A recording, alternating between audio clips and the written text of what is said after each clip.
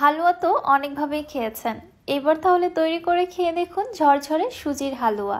আসসালামু আলাইকুম everyone, welcome back to my channel.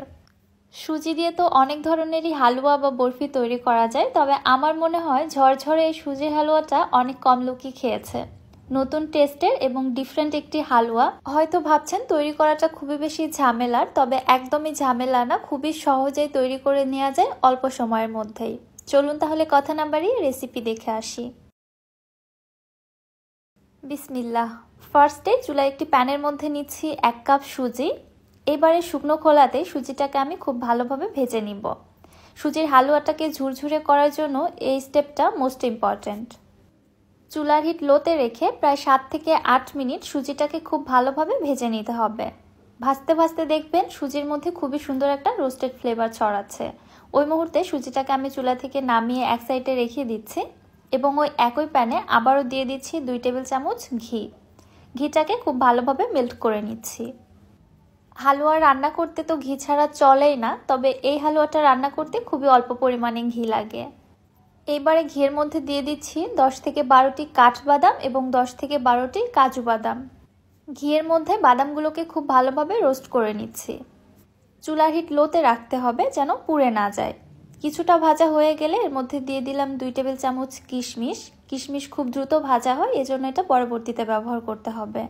কিশমিশটাও যখন খুব ভালোভাবে ভাজা হয়ে গিয়েছে তখন দেখবেন কিশমিশগুলো এরকম ফুলে গেছে। ওই মুহূর্তে আমি ঘি ঝরিয়ে সবগুলো ড্রাই ফ্রুটস উঠিয়ে নিচ্ছি।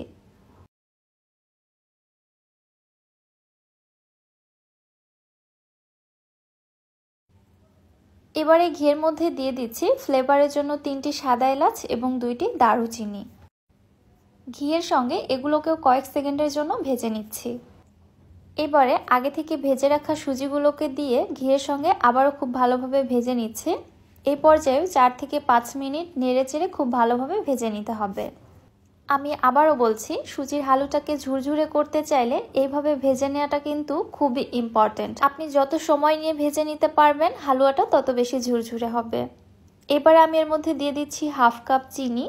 চিনিটা আপনারা আপনাদের টেস্ট বুঝে দিবেন কমিয়ে বাড়িয়ে, তবে আমার কাছে এই মিষ্টিটা একদম পারফেক্ট লেগেছে। চিনি দেওয়ার পরে আবারও সুজিটাকে 6 থেকে 7 মিনিটের জন্য ভালোভাবে ভেজে নিচ্ছি, চুলার হিট মিডিয়াম টু লোয়ের মাঝামাঝি রেখে। সুজিগুলো যখন খুব ভালোভাবে ভেজে নেওয়া হয়ে গিয়েছে, ঠিক এরকম একটা কালার চলে আসছে, এর মধ্যে দিয়ে দিচ্ছি আমি 1 কাপ গরম দুধ। এখানে অবশ্যই গরম দুধটা ব্যবহার করার চেষ্টা করবেন, তাহলে হালুয়াটা বেশি ঝুরঝুরে হবে। আর এখানে আমি 1 কাপ সুজির জন্য কিন্তু 1 কাপ লিকুইড দুধ নিয়েছি, এর থেকে বেশি নেওয়া যাবে না। সঙ্গে সঙ্গেই নেড়ে চেড়ে হালুয়াটাকে আমি রান্না করে নিতে থাকবো। অনবরত এইভাবে নেড়ে যেতে হবে, তাহলে ধীরে ধীরে দেখতে পারবেন সুজিটাও সেদ্ধ হয়ে যাচ্ছে এবং এটা ঝুরঝুরে হতে থাকছে। দুধটা কিন্তু পুরোপুরিভাবে টেনে গেছে দেখতে পারছেন। আর এ পর্যায়ে চুলার হিটটাকে আমি মিডিয়ামে রেখেছি। মিডিয়াম হিটে রেখেই হালুয়াটাকে অনবরত নেড়ে চেড়ে ঝুরঝুরে করে নিতে হবে। দেখতেই পারছেন আমার এই হালুয়াটা বেশ অনেকটাই ঝুরঝুরে হয়ে গেছে। এই পর্যায়ে আমি আগে থেকে ভেজে রাখা ড্রাই ফ্রুটসগুলো এর মধ্যে দিয়ে দিচ্ছি। আবারও খুব ভালোভাবে নেড়ে চেড়ে নিচ্ছি। এই পর্যায়ে চুলার হিটটাকে একদম লোতে করে দিয়েছি। এভাবে নেড়ে চেড়ে নিতে নিতেই হালুয়াটা একদমই ঝুরঝুরে হয়ে আসবে, এর মধ্যে আর একটি দলাও থাকবে না। আমার হালুয়া রান্নাটা পারফেক্টলি ডান। এবার শুধু সার্ভ করার পালা। হালুয়াটা আমি চুলা থেকে নামিয়ে নিচ্ছি এবং সার্ভ করে নিচ্ছি। আপনাদের দেখিয়েও দিচ্ছি কত বেশি ঝুরঝুরে হয়েছে। মাশাআল্লাহ, আলহামদুলিল্লাহ, খুবই সুন্দর একটা ফ্লেভার ছড়িয়েছে।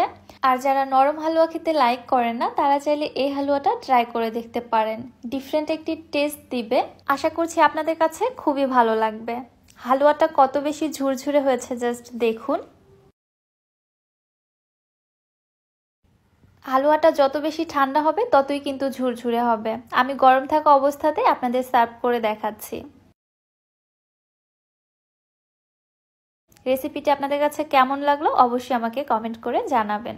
রেসিপি ভালো লাগলে যারা আমার ইউটিউব চ্যানেল থেকে ভিডিওটি দেখছেন চ্যানেলটি সাবস্ক্রাইব করে দিবেন। আর যারা ফেসবুক পেজ থেকে দেখছেন পেজটিতে একটি লাইক অথবা ফলো দিয়ে দিবেন। সো আজকে আর বেশি কথা বাড়াচ্ছি না, আজকের মতো এখানেই বিদায় নিচ্ছি। সবাই ভালো থাকবেন, সুস্থ থাকবেন। আল্লাহ হাফেজ।